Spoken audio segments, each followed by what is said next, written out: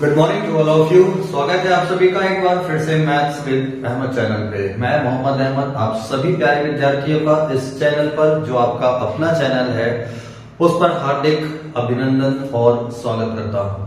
प्यारे दोस्तों, आज से हम आप वीडियो के माध्यम से अपनी स्टडी को कंटिन्यू करेंगे।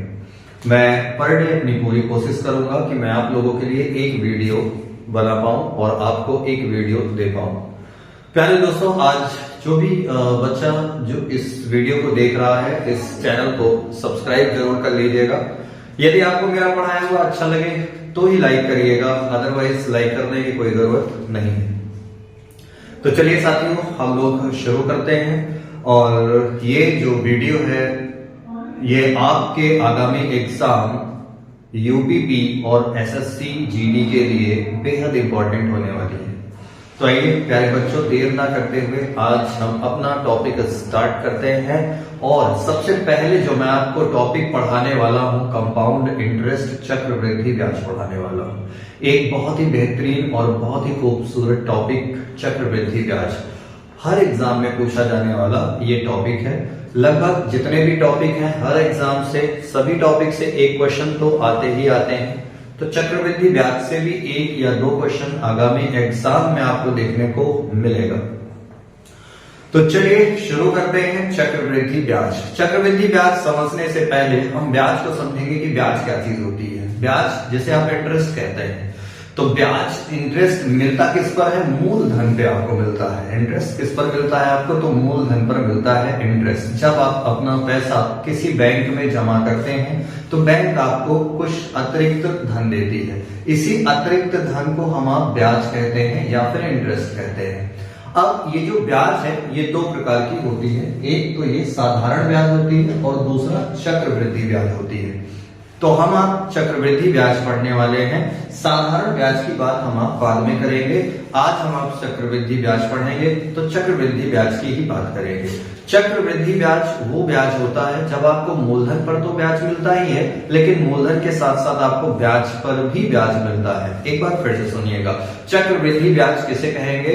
तो चक्रवृद्धि ब्याज मूलधन पर तो ब्याज मिलेगा ही मिलेगा, लेकिन जब आपको ब्याज पर भी ब्याज मिलने लग गया तो वो चक्रवृद्धि ब्याज हो जाता है, क्योंकि यहाँ पर ब्याज का एक चक्र बन जाता है, ब्याज पर ब्याज। तो उम्मीद करता हूं कि आपको इतनी बात अब तक मेरी समझ में आ गई होगी कि ब्याज इंटरेस्ट कहते किसको हैं और कितने प्रकार से हैं। तो एक साधारण ब्याज है और दूसरा चक्रवृद्धि ब्याज होता है। ब्याज को मैंने कहा कि ब्याज अतिरिक्त मनी होता है, अतिरिक्त धनराशि को आप ब्याज कहते हैं, आप इंटरेस्ट कहते हैं।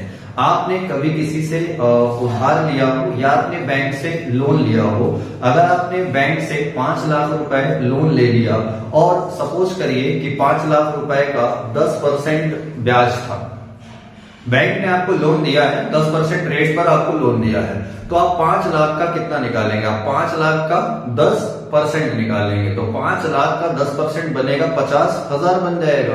तो आपको 1 साल के बाद 5 लाख रुपए तो देना ही पड़ेगा, लेकिन ये 5,000 रुपए या 50,000 रुपए आपको ब्याज के भी देने पड़ेंगे।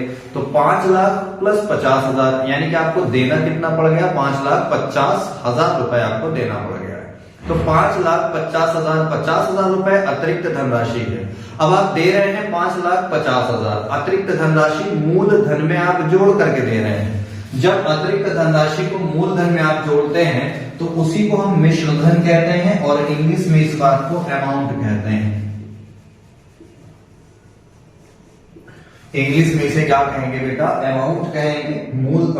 मिश्र धन या फिर अमाउंट। अमाउंट का मतलब हुआ कि अमाउंट में आप क्या जोड़ देते हैं? अमाउंट में आप प्रिंसिपल के साथ साथ ब्याज भी जोड़ देते हैं। तो यहां से अमाउंट का फॉर्मूला अगर हम निकालें तो प्रिंसिपल में क्या ऐड कर देंगे आप? Compound interest.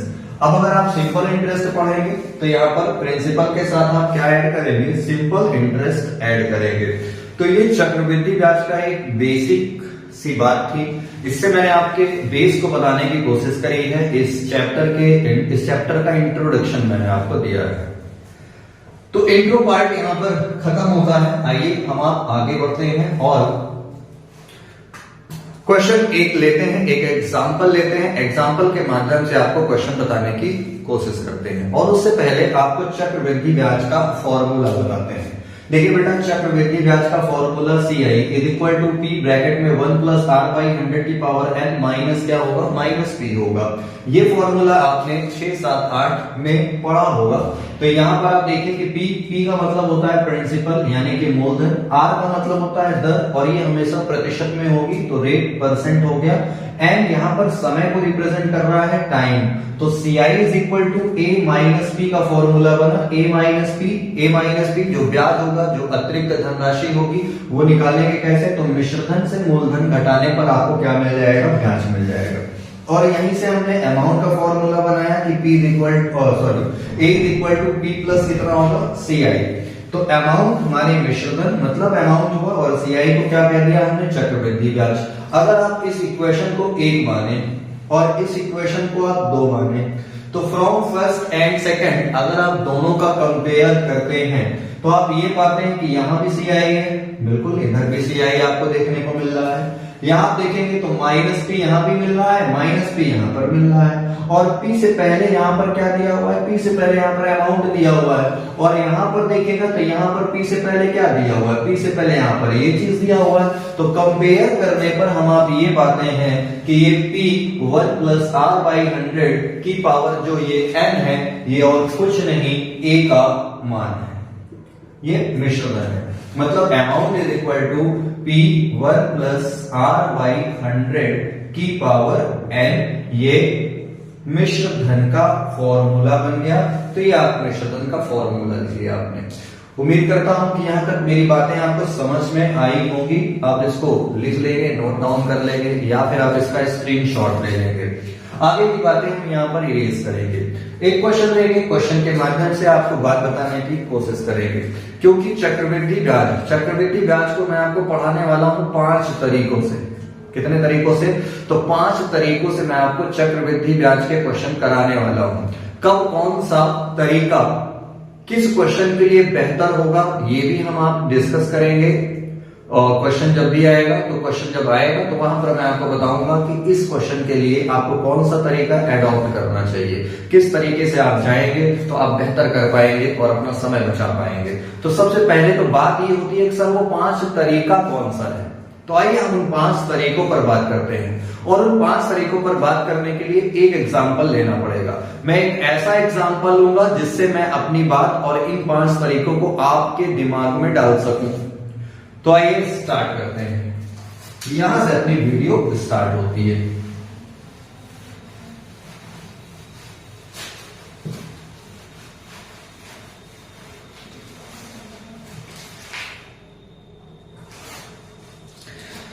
तो देखिए यहां पर एक क्वेश्चन लिखा है कि जैसे मान लेते हैं कि भाई क्या चीज है कि हम मान लिया हमने यहां पर कि हमारे पास प्रिंसिपल कितने का है, 10,000 रुपए का एक प्रिंसिपल है। एक ऐसा डेटा लेते हैं जिसके माध्यम से हम आपको सारी बातें समझा पाए। तो प्रिंसिपल यहाँ पे 10,000 मान लिया मैंने, रेट हम ले लेते हैं 10% का रेट ले लेते हैं और इसके बाद टाइम यहाँ पर 2 वर्ष का कर लें। टाइम कितना ले लेते हैं, तो टाइम यहाँ पर 2 वर्ष ले लेते हैं और हमें क्या निकालना होगा, हमें निकालना है CI कि 2 वर्ष का CI क्या होगा। तो वो 5 तरीके क्या होंगे जिनसे हम आप इस क्वेश्चन को सॉल्व कर रहे होंगे। तो ये 5 तरीका क्या है, पहला तरीका फॉर्मूला मेथड ही है और कुछ नहीं है, फॉर्मूला मेथड है कि जब आपको CI निकालना है तो CI is equal to P 1 plus R by 100 की पावर n माइनस P करेंगे। तो CI is equal to P की जगह प्रिंसिपल की जगह कितना लिखना है आपको, 10,000, 1 प्लस R बाई 100 तो 1 प्लस 10 बटे कितना लिखोगे भाई 100, पावर यहाँ पर n है 2 वर्ष का लगाएंगे और माइनस कितना करना है आपको, माइनस 10,000 करेंगे। इस बात को सॉल्व कर रहे होंगे तो CI निकल जाएगा। तो ये 10,000 या 0 से 0 काटेंगे तो 10 इकन्नम 10 और ये 11, तो ये 11 बटे कितना हुआ 10, इसके ऊपर पावर कितनी है 2 और माइनस कितना लिखेंगे, तो माइनस लिख देंगे 10,000 रुपए। तो CI इज इक्वल टू कितना हुआ 10,000, 11 बटे 10 के ऊपर 2 पावर है तो गुणा करेंगे और इसको लिखेंगे 2 बार, 11 बटे 10 गुणे 11 बटे 10 और माइनस कितना लिखना है, तो माइनस यहाँ पे 10,000 करना है आपको। देखिए इसको सॉल्व कर रहे होंगे तो यहाँ 0 से 0 कट जाएगा, 2 0 कट जाएगा, 11 और 11 का गुणा करेंगे तो इनटू करने पे 121 आएगा। तो CI इज इक्वल टू 121 और यहाँ पर 100 से गुणा करने पर ये 12,100 बन गया और माइनस ये कितना बन गया 10,000। तो 12,000 से अगर हम 10,000 माइनस करें तो क्या कंपाउंड इंटरेस्ट 2100 रुपए हो जाएगा? क्या कंपाउंड इंटरेस्ट 2100 रुपए ही होगा? तो आप कहेंगे हाँ सर 2100 रुपए ही होगा। तो यहां से आपको CI मिल गया भाई 2100 रुपए। यहां मैंने कुछ किया नहीं, मैंने केवल फॉर्मूला लिखा, फॉर्मूले में सारी वैल्यूज लिखते चले गए और CI आ गया है। मेथड नंबर ये 1 था, मेथड नंबर ये 1 था। तो मेथड नंबर 1 से आपने देखा कि CI कैसे निकालेंगे, तो आप इसको नोट जरूर करेंगे, इसको नोट भी करिएगा या फिर आप स्क्रीनशॉट ले लीजिएगा। तो चलिए आगे बढ़ते हैं और हम दूसरे तरीके से बात करते हैं कि मेथड नंबर 2 क्या हो सकता है। तो मेथड नंबर 2 का नाम बेटा है रेशियो मेथड। Ratio method. अब सर ये रेशियो मेथड क्या है? तो रेशियो मेथड क्या है और ये कहां से आया है, इस वीडियो में बात करेंगे या फिर हम अगली वीडियो में बात कर लेंगे। तो रेशियो मेथड समझने से पहले समझिएगा कि रेशियो मेथड में आपको एक बात याद करनी है। वो क्या याद करना है? तो यहां जो मैं लिख रहा हूं ये बात आपको याद करनी है। जैसे फॉर 2 इयर्स, 2 साल के लिए आपको याद रखना है 2,1। ये 2 साल का रेशियो है, 2 और 1। अगर मैं बात करूं 3 साल का, फॉर 3 इयर्स, तो 3 साल के लिए 3,1, ये वाली बात आपको याद रखनी है। तो आई होप आप बातें समझ रहे होंगे। इसको थोड़ा सा आपको याद करना है। ये कहां से आया बताएंगे आपको, कहां से आया, चाहे इस वीडियो में चाहे कल की वीडियो में। तो आपको ये बात तो मैं बताने वाला हूं कि 2 ईयर्स, तो 2 वर्ष के लिए 2,1 याद करना है, 3 वर्ष के लिए 3,1 याद करना है। ठीक है, आपको 4 वर्ष का भी मैं बता दूंगा, आपको मैं 5 वर्ष का भी बता दूंगा। लेकिन अभी क्या करना है, अभी आपको केवल 2 और 3 वर्ष का सीखना है, समझना है। फिर धीरे धीरे जैसे जैसे हम आप आगे बढ़ते रहेंगे वैसे वैसे अपनी बात को आगे बढ़ाते रहेंगे। तो अगर आपने ये याद कर लिया तो अब रेशियो मेथड लगाएंगे कैसे? तो रेशियो मेथड लगाते ऐसे हैं कि यहाँ पर जो प्रिंसिपल होगा वो लिख लेना। प्रिंसिपल कितना है? 10,000 है। प्रिंसिपल अगर 10,000 है तो रेट यहाँ पे 10% है। तो 10,000 का अगर हम 10% निकालें तो 10,000 का 10% निकालेंगे तो ये आएगा कितना? 1,000 आएगा। जितना भी यहाँ पर आया 1,000 उसको उठा लीजिए और 1,000 का वापस से 10% निकाल लेंगे। तो 1,000 का 10% निकालेंगे तो अब की बार कितना आएगा? अब की बार आ गया 100। अब रेशियो का काम यहां से स्टार्ट होगा। 2,1, तो पहले वाले ब्याज में आपको 2 से इंटू करना है, दूसरे वाले में आपको 1 से इंटू करना है। 2 से इंटू करना है, 1 से इंटू करना है। 2 से इंटू करेंगे तो कितना आएगा? यहाँ 2,000 आएगा और 1 से इंटू करेंगे कितना आएगा? 100 आएगा। और अब इनको ऐड कर देना है तो ये कितना आ गया भाई? 2100 आ गया। अगर आप 2 से गुणा करेंगे तो कितना आ रहा है? 2,000 आ रहा है। कितना आ रहा है? 2,000। और अगर आप 100 में 1 से गुणा करेंगे तो ये तो 100 ही आएगा। तो 2,000 और प्लस 100 ऐड कर देंगे कितना आ जाएगा? ऐड कर देंगे तो 2100 आ जाएगा। इस तरीके से रेशियो मेथड को आप लगा सकते हैं। लेकिन इसके लिए आपको क्या याद रखना है कि अगर 2 साल की बात है तो 2,1 याद रखना है, और अगर 3 साल की बात है तो 3,1 याद रखना है। सिंपल सा है। दूसरा तरीका आपको समझ में आया होगा। आइए आगे चलते हैं, अगले तरीके पर बात करते हैं। मेथड नंबर 3 क्या होगा ये बात करते हैं। तो मेथड नंबर 3 को समझते हैं।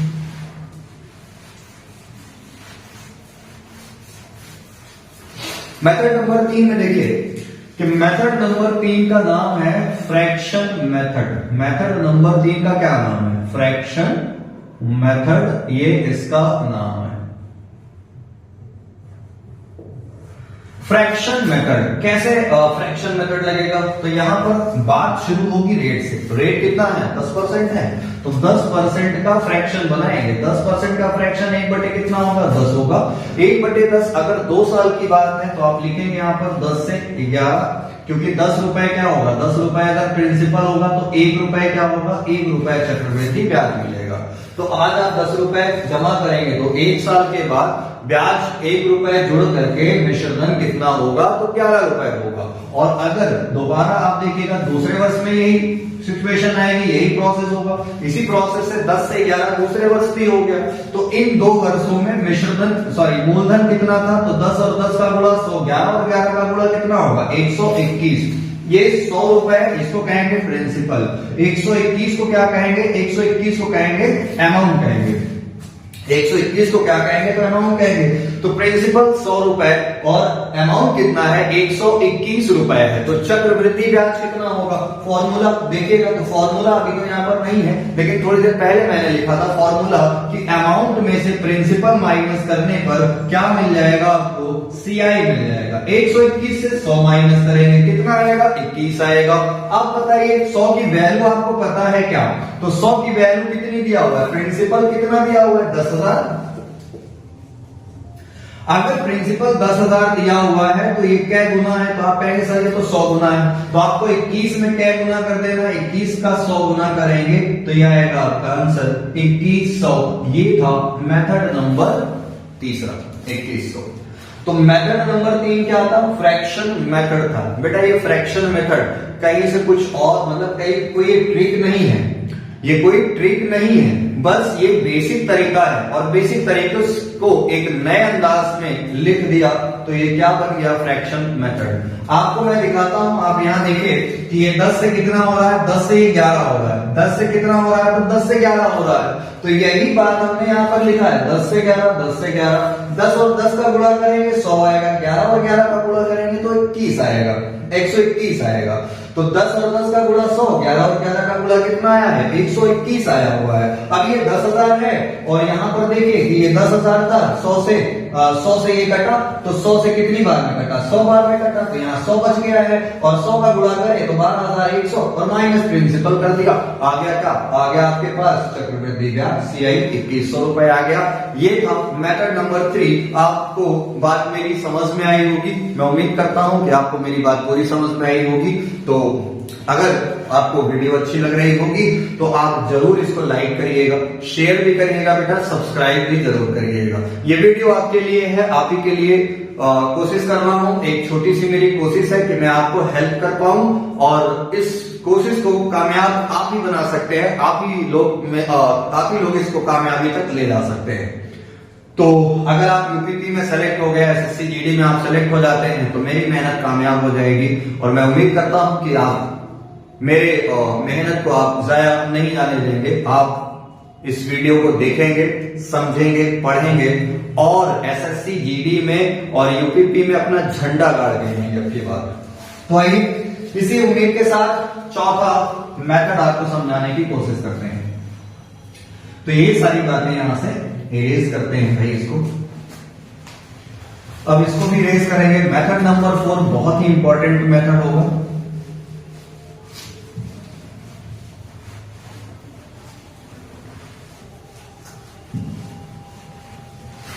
देखिए मेथड नंबर 4 का नाम है effective rate method. Effective rate method. ये इफेक्टिव रेट मेथड क्या है? तो ये इफेक्टिव रेट मेथड होगा जब आप परसेंटेज पढ़ेंगे तो सक्सेसिव इंक्रीज के बारे में आप पढ़ेंगे। सक्सेसिव इंक्रीज, क्रमागत वृद्धि के बारे में आप पढ़ेंगे। और क्रमागत वृद्धि के बारे में जब आप पढ़ेंगे तो सक्सेसिव इंक्रीज का एक फॉर्मूला होता है x plus y plus x y upon 100। ये सक्सेसिव इंक्रीज का फॉर्मूला है, क्रमागत वृद्धि का फॉर्मूला है। अगर आपने परसेंटेज पढ़ा होगा, कहीं भी पढ़ा होगा, मुझसे पढ़ा होगा या किसी अदर टीचर से पढ़ा होगा, यूट्यूब पे पढ़ा होगा, ऑफलाइन पढ़ा होगा, ऑनलाइन पढ़ा होगा, तो आपको टीचर ने इस फॉर्मूले को जरूर बता रखा होगा कि x plus y plus x y upon 100। इसी को सक्सेसिव इंक्रीज का फॉर्मूला कहते हैं, क्रमागत वृद्धि का फॉर्मूला कहते हैं और इसी फॉर्मूले का यूज करके हम इफेक्टिव रेट निकालते हैं। तो यहां इस फॉर्मूले तो ये इफेक्टिव रेट का फॉर्मूला हो गया भाई x plus y plus x y upon 100। तो यहां से हम आप इफेक्टिव रेट कैसे निकालेंगे, जैसे मान लीजिए कि पहले साल यहाँ रेट दिया हुआ था 10%, तो 10% प्लस 10% और प्लस 10 गुणे कितना, 10 गुणे 10 बटे कितना हो जाएगा, तो 100। 10 10 कितना हुआ 20, 0 से 0 आप कैंसिल करेंगे तो प्लस 1 आएगा, तो 20 और 1 21% बन जाएगा। अब जो प्रिंसिपल होगा उसका आप 21% निकाल लेंगे। इफेक्टिव रेट कितना आ गया है, ये इफेक्टिव रेट आ गया है 2 वर्ष का कंप्लीट सीआई। इफेक्टिव रेट मतलब 2 वर्ष का जो कंप्लीट सीआई बन रहा है वो 21% बन रहा है। तो 10,000 का कितना परसेंट निकाल लेंगे, तो 10,000 का 21% निकाल लेंगे। 10,000 का 21% निकालेंगे तो डायरेक्ट आप सीआई निकाल पाएंगे 2100 रुपए। ये आपका आंसर हो जाएगा बाय इफेक्टिव रेट मेथड। बहुत ही अच्छा, बहुत ही जानदार तरीका है इफेक्टिव रेट मेथड। इस तरीके को आपको समझना चाहिए। इस तरीके का यूज करके आप कंपाउंड इंटरेस्ट के बहुत क्वेश्चन ऐसे होंगे जिनको आप चुटकियों में सॉल्व कर पाएंगे। तो आइए एक बार फिर से आपको समझाने की कोशिश करते हैं कि एक तो तरीका इफेक्टिव रेट निकालने का ये है आपके पास x plus y plus x y upon 100। लेकिन ये तरीका आप तब लगाएंगे जब आपके पास रेट अलग अलग होगी। रेट अलग अलग होने का मतलब है कि पहले वर्ष में रेट कितनी 10% है और अगले वर्ष रेट कितनी है 15% है या 20% है। तो अगर एक वर्ष में 10% है, अगले वर्ष में 20% है, तब आप इफेक्टिव रेट निकालने के लिए इस फॉर्मूले का यूज करेंगे कि 10 प्लस 20, तो 10 20 30 हो गए। 10 गुणे 20 बटे 100 करेंगे तो 10 गुणे 20 में 0 से 0 कैंसिल, 2 बच जाएगा, तो 20 10 30, 2 यहां से मिल जाएगा 32%। तो इफेक्टिव रेट कितनी बनेगी, तो इफेक्टिव रेट बन जाएगी 32% की बन जाएगी। 32% इफेक्टिव रेट हो जाएगा आपका। तो ये फॉर्मूला तब निकालेंगे। अब जब अलग अलग रेट नहीं है, एक ही रेट दे रखा है, तो क्या उसके लिए कुछ और तरीका है निकालने का? जी बिल्कुल, उसके लिए एक और तरीका है निकालने का। आइए उस तरीके को हम आप समझते हैं और आप उसको क्या करेंगे, उस तरीके पर प्रैक्टिस करना है आपको।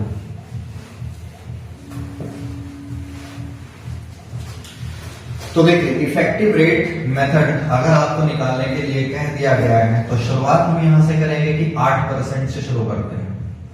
मान लीजिए कि 8% का इफेक्टिव रेट निकालना है, तो 8% का इफेक्टिव रेट निकालने के लिए जो भी नंबर आपको दिया हुआ है आपको उसका डबल करना है। क्या करना है? डबल करना है। तो 8 का डबल करेंगे कितना आएगा, 8 गुना 16 आएगा। फिर आपको एक लाइन यहाँ पे ऐसे ड्रॉ करनी है, खींच लेनी है एक लाइन। 8 का डबल 16, फिर 8 का स्क्वायर लिखना है, तो 8 का स्क्वायर कितना होगा 64 होगा। याद रखना कि लाइन के दूसरी तरफ कितने अंक होने चाहिए, 2 अंक होने चाहिए। 2 अंक से ज्यादा भी नहीं रखना है, 2 अंक से कम भी नहीं रखना है, 2 ही अंक रखना है। और जब आप इस लाइन को हटाएंगे तो जहां पर लाइन थी वहां पर आप पॉइंट लगा देंगे, तो 16.64% ये इसका आंसर आ जाएगा 16.64%। तो 8% का इफेक्टिव रेट कितना 16.64%। क्या करना है? डबल करना है, स्क्वायर करना है। क्या करना है? डबल करना है, स्क्वायर करना है। क्या करना है? डबल करना है और स्क्वायर करना है। आइए 7% की बात किया जाए तो 7% के लिए क्या करना है बताइए? डबल करेंगे तो 7 का डबल कितना 14, एक लाइन खींचेंगे, 7 का स्क्वायर लिखेंगे 49, 2 ही अंक यहाँ पर लिखने हैं आपको। तो यहाँ 14 लाइन पर क्या लगाना है? डेसिमल प्लेस करना है आपको, तो 14.49% ये आ गया 7%। अगर ब्याज की दर रेट ऑफ इंटरेस्ट 7% होगी तो 14.49% बनेगा। अगर हम 6% की बात कर रहे हैं तो 6 का डबल कितना 12, एक लाइन खींचना है, 6 का स्क्वायर 36। इसके बाद देखिएगा कि जहां पर लाइन है वहां पर आपको दशमलव लगाना है, तो 12.36%। अगर हम 5% की बात करते हैं तो 5 का डबल 10 और फिर यहाँ पर एक लाइन 5 का स्क्वायर करेंगे 25, तो 10 दशमलव कितना हो जाएगा 25% हो जाएगा। ऐसे बैठ करके वीडियो मत देखिए, मेरे साथ बोलते रहिए। चलिए 4% की अगर हम बात करें तो 4% का क्या होगा जल्दी से बताइए? 4 का डबल, बिल्कुल 4 का डबल कितना 8 और 4 का स्क्वायर करेंगे तो कितना आएगा 16। और इस लाइन पर क्या करना है आपको? डेसिमल लगाना है, तो 8.16 8.16% ये आपका आंसर हो गया। फिर आइए 4% के बाद 3% की बारी आ गई है, तो 3% निकालेंगे तो 3 का डबल कितना 6, 3 का डबल 6, 3 का स्क्वायर करेंगे तो 9 आएगा। लेकिन याद है कितने अंक होने चाहिए, 2 अंक होने चाहिए। अब तो एक अंक आ गया, क्या करेंगे तो यहाँ 0 लगा देंगे। क्या करेंगे, दूसरा अंक राइट साइड लेफ्ट साइड में 0 लगा देंगे और फिर इस लाइन की जगह पर डेसिमल प्लेस करेंगे तो 6.09% ये आपका आंसर बनेगा। 3% हो गया। अगर हम यहाँ पर 2% की बात लिखते, अगर हम यहाँ पे 2% की बात लिखते तो 2 का क्या करना है आपको, 2 का डबल करना है 4 और 2 का स्क्वायर भी करना है, तो 2 का डबल भी 4, 2 का स्क्वायर भी 4। लेकिन लाइन के दूसरी तरफ 2 अंक होने चाहिए। है कितने अंक, एक ही अंक तो है, यहाँ पे एक 0 लगा देंगे। 4.04% कितना हो गया, ये 4.04% ये आंसर आ गया आपका। अगर हम 1% की बात करते तो 1 का डबल और 1 का स्क्वायर, 1 का स्क्वायर 1, यहाँ पर आप क्या लगाएंगे, 0 लगाएंगे तो ये 2.01%, 1% की रेट आ गई 2.01%। इधर हम लोगों ने 8% तक निकाल रखा है, तो आइए 9% की बात करते हैं कि 9% अगर आ गया रेट तो क्या करोगे, 9 का डबल 18, 9 का स्क्वायर 81, तो 18 पॉइंट कितना आएगा, 81% आएगा, 18.81%। 9 से आगे बढ़ते हैं, यहाँ पे 10% की अगर हम बात करें तो 10 का डबल कितना होगा, 10 का डबल 20, 10 का स्क्वायर लिखेंगे तो 10 का स्क्वायर कितना होगा 100। अब बताइए कितने अंक आ गए, यहाँ पे 3 अंक आ गए। तो लाइन के दूसरी तरफ कितने अंक ले सकते हैं, 2 ही अंक तो ले सकते थे। अब अगर 2 अंक ले सकते हैं तो ये वाला अंक कहाँ ऐड कर देंगे, यहाँ ऐड कर देंगे। तो ये कितना हो जाएगा, 20 से 21 हो गया और लाइन के बाद 0 21%, तो 10% आपका 2 वर्षों में कितना बन जाएगा, 21% बन जाएगा। चलिए 11% की बात करें तो 11 का डबल होगा 22, 11 का स्क्वायर करेंगे 121 हो जाएगा। 11 का डबल 22, 11 का स्क्वायर 121। कितने अंक रख सकते हैं, तो 2 ही अंक रख सकते हैं, तो एक यहां पर ऐड कर दीजिए तो 23.21% आंसर हो गया। अगर हम 12% की बात करें तो 12 का डबल कितना होगा, 12 का डबल हो जाएगा 24, 12 का स्क्वायर 144। कितने अंक रख सकते हैं, दाहिनी तरफ 2 ही अंक तो रख सकते थे, तो ये वाला 1 कहां जाएगा, इधर ऐड हो जाएगा, तो ये कितना आ गया 25.44%, ये अपना आंसर हुआ। आइए आगे चलते हैं, तो 13% की बात करें तो 13 का डबल कितना 26, स्क्वायर करेंगे तो 169 आ जाएगा, 169। तो लास्ट में 2 ही अंक तो रखने हैं आपको, 6 और 9, ये 1 इधर ऐड कर देना है, प्लस कर देना है, तो 26 1 27, 27.69%, ये 13% की इफेक्टिव रेट बनेगी। अगर हम 14% की बात करें तो 14 का डबल करना है 28 और 14 का स्क्वायर करना है 196। तो लास्ट में जब 2 अंक होंगे, एक जो बचेगा वो आप क्या करेंगे, इधर ऐड करेंगे, तो 28 से 29.96%। 15% की अगर बात की जाए तो 15%, 15 का डबल 30, 15 का स्क्वायर करेंगे 225, ये 1 अंक, ये 2 अंक, 2 इधर लाके ऐड किया 32.25%, ये अपना आंसर हुआ। क्या आपको मेरी बात समझ में आ रही है, तो वीडियो को लाइक जरूर करना। तो ये 16% की बात है, तो 16 का डबल करेंगे तो 32, 16 का स्क्वायर करेंगे तो 16 16 में 256। कितने अंक रख सकते हैं, बोलो भाई कितने अंक, 2 ही अंक तो रख सकते हैं आप ना, 2 इधर, तो 32 और 2 34, दशमलव कितना 5 और 6%। तो 16% की रेट होने पर 34.56% ये रेट बनेगा। पर 16 17% आ गया या 18% चलिए 17% की निकाल लेते हैं। 17 का डबल करेंगे कितना आएगा 34, 17 का स्क्वायर करेंगे तो 17 का स्क्वायर कितना होगा 289, तो ये 4 इधर आप ले जाएंगे, सॉरी ये 2 इधर आप ले जाएंगे, तो 34 2 36.89%। कैलकुलेशन में कहीं मिस्टेक हो जाए बेटा तो इग्नोर कर देना, ठीक है, क्योंकि रिकॉर्डेड वीडियो है। अगर एक बार गलती हो गई, ऑफलाइन में आप सामने होते हैं तो आप बता देते हैं सर आपने कैलकुलेशन में यहाँ मिस्टेक किया है। वैसे मेरी पूरी कोशिश है कि कैलकुलेशन में मिस्टेक ना होने पाए, लेकिन कभी कभी फ्लो में हो जाता है। तो अगर ऐसी कोई गलती हो रही है तो उसको इग्नोर कर दीजिएगा, माफ कर दीजिएगा। तो 18% का डबल करेंगे तो 18% का डबल क्या होगा 36। 18 का स्क्वायर करोगे 324, 324 यहां लिखेंगे हम। आप 24 दो ही अंक तो आप ले सकते थे, तो ये 3 कहां आएगा, इधर ऐड हो जाएगा। 36 और 2 कितना हुआ 38, 38.24% ये अपना आंसर बनेगा। इतना तो मैंने निकलवा दिया है, आपके साथ प्रैक्टिस करवा दिया। तो आपको अब ये बात समझ में आ गई होगी कि कुछ नहीं करना है, केवल डबल करना है, स्क्वायर करना है, डबल करना है, स्क्वायर करना है, डबल करना है, स्क्वायर करना है। तो इसका फॉर्मूला में लिख लेना कि इफेक्टिव रेट में क्या करना है, रेट का डबल करना है और आर स्क्वायर करना है। रेट का क्या करेंगे, रेट का आप डबल करेंगे और क्या करेंगे, स्क्वायर करके लिखेंगे। ये बात आप जरूर नोट करिएगा, हो सके तो आप स्क्रीन शॉट भी ले लीजिए और अपनी नोटबुक में लिख जरूर लेना। स्क्रीन शॉट ले लेंगे तो आप लिखेंगे नहीं, नोटबुक जरूर बनाइएगा, अपनी नोट्स बनाते रहिएगा, सारी बातें लिखते रहिएगा, तभी पढ़ने और पढ़ाने का मजा आता है। तो चलिए मैं हट रहा हूं, आप स्क्रीनशॉट या फिर लिख लीजिएगा इसको। स्क्रीनशॉट तो ले ही लीजिए।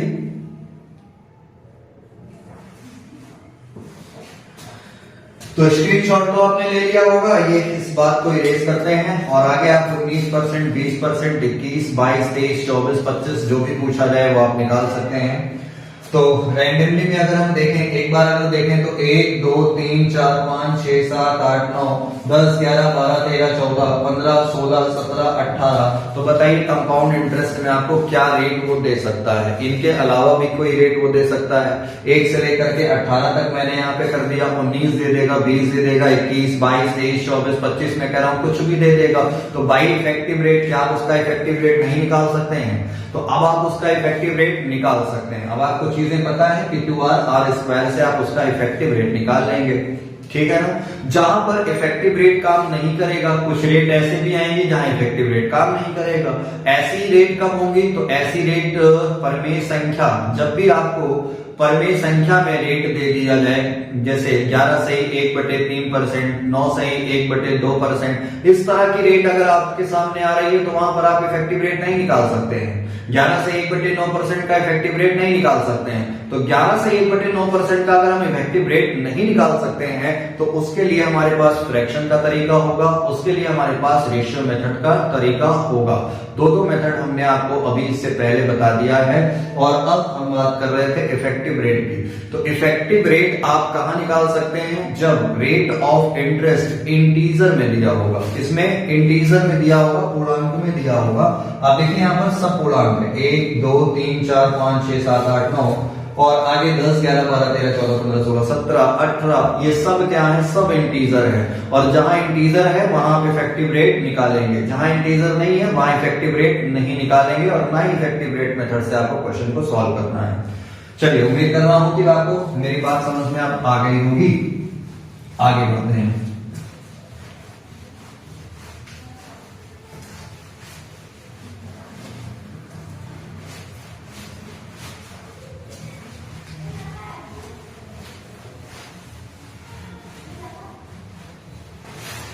तो देखिए प्यारे बच्चों, यहां पर हमने क्या लिया था, प्रिंसिपल 10,000, रेट कितना लिया था 10% और टाइम कितना लिया है 2 वर्ष। अभी हम आप केवल 2 वर्ष पर ही बात करेंगे। अभी हम आप किस पर बात करेंगे, तो केवल हम आप 2 वर्ष पर बात करने वाले हैं। जब 2 वर्ष की बात पूरी तरह से हो जाएगी तो अगली बात हम आप 3 वर्ष पे कर लेंगे। तो आइए देखिए ध्यान से कि 2 वर्ष है, मान लीजिए यहाँ पर रेट 10% न लेकर के रेट 8% ले लेता और आपसे कहता कि बताइए क्या होगा इसका कंपाउंड इंटरेस्ट। तो कंपाउंड इंटरेस्ट क्या होगा, पहले तो 8% का क्या निकालते, इफेक्टिव रेट निकालते, 8 का डबल करते 16, 8 का स्क्वायर करते 64, तो 16.64% ये आता, ये इफेक्टिव रेट बनता। तो इफेक्टिव रेट 16.64% है। तो किसका निकालेंगे, सीआई अगर निकालना होगा तो 10,000 का कितना, 10,000 का 16.64% निकालते हैं। 0 से 0 कैंसिल, ये 2 0, दशमलव के बाद 2 अंक। मेरी एक बात याद रखिएगा कि अगर दशमलव के बाद दो अंक है, सॉरी, अगर दशमलव के बाद 2 अंक हैं तो इस दशमलव को हटाने के लिए आपको 2 शून्य की आवश्यकता है, और 100 में 2 शून्य बचे हुए हैं, तो ये 2 शून्य आप इसको देंगे तो ये दशमलव हट जाएगा। तो CI कितना हो जाएगा, CI हो जाएगा 1664। 1600 कितना, 1664 इसका CI बन जाएगा। बाई इफेक्टिव रेट देख रहे हैं आप कितनी तेजी से आपने कंपाउंड इंटरेस्ट निकाल लिया है। तो इस तरह से कंपाउंड इंटरेस्ट हम आप निकालेंगे इफेक्टिव रेट वाले मेथड से। मैं उम्मीद करता हूं कि आपको मेरी बात समझ में आई होगी। आइए लास्ट मेथड की बात करें कि पांचवा तरीका सर क्या होगा। तो पांचवें तरीके की बात करते हैं। पांचवें तरीके का नाम है ट्री मेथड।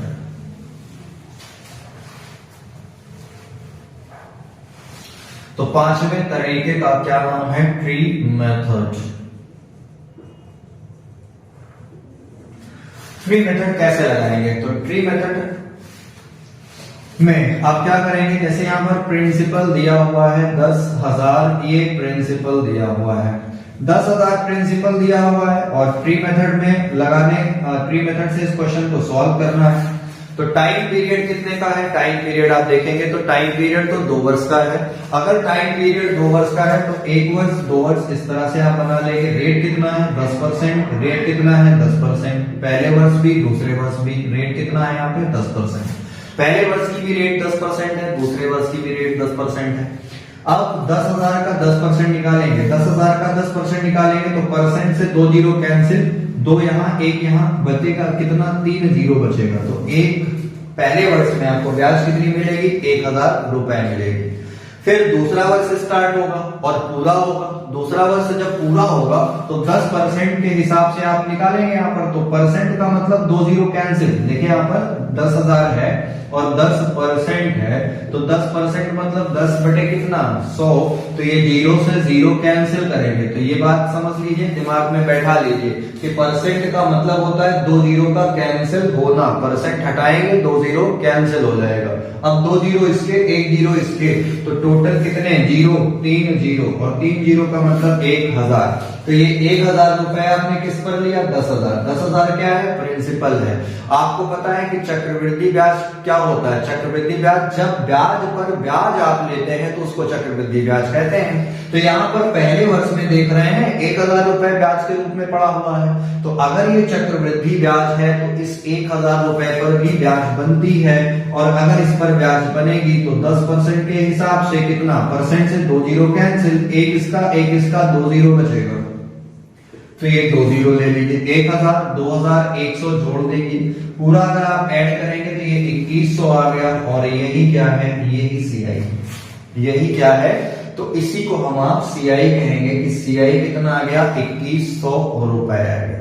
क्लियर है बात। देखिए ट्री मेथड एक तरीका ये है लगाने का ट्री मेथड, एक तरीका और भी है ट्री मेथड को लगाने का जब हमारे आपके पास प्रिंसिपल ना हो, या मान लीजिए प्रिंसिपल है भी तो भी हम लगा सकते हैं। दूसरा तरीका ट्री मेथड है, तो ट्री मेथड ही, लेकिन लगाने का तरीका एक और है अपने पास। तो इसको आपने नोट किया होगा, स्क्रीनशॉट लेना चाहे ले सकते हैं, क्योंकि इरेज करना पड़ेगा, जगह नहीं है। और डिजिटल बोर्ड भी तो नहीं है कि पेज नेक्स्ट कर दिया जाए। चलिए ट्री मेथड से दूसरा तरीका 10% का फ्रैक्शन कितना 1/10 बनाएंगे।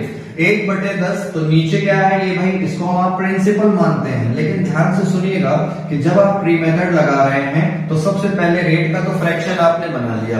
प्रिंसिपल मानते वक्त एक सावधानी आपको रखनी है कि यहाँ पर नीचे जो वैल्यू आपको दिखाई दे रही है 10, इसको तो आप लिखेंगे ही लिखेंगे।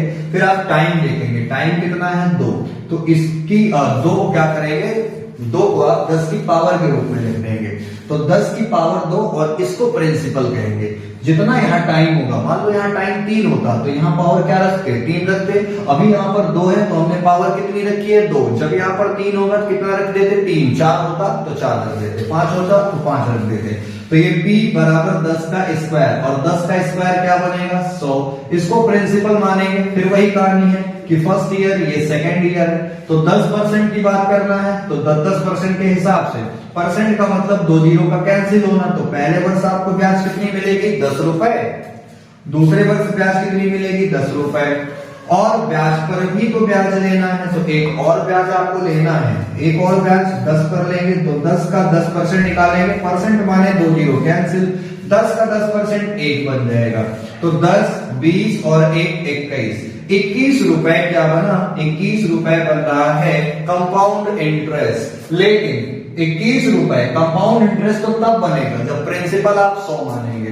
प्रिंसिपल है कितना, ये तो आपको पता है कि प्रिंसिपल तो सर 10,000 है, अगर 10,000 है तो 100 का क्या गुना है, 100 का ये 100 गुना बन रहा है, 100 का 100 गुना है तो 21 का भी क्या गुना कर दीजिए, 21 का भी 100 गुना कर दीजिएगा, 100 गुना करेंगे तो याद आएगा 21 100 और ये अपना आंसर है। बोलिए बात दिख रही है यहां तक, 2100 रुपए आंसर हो जाएगा।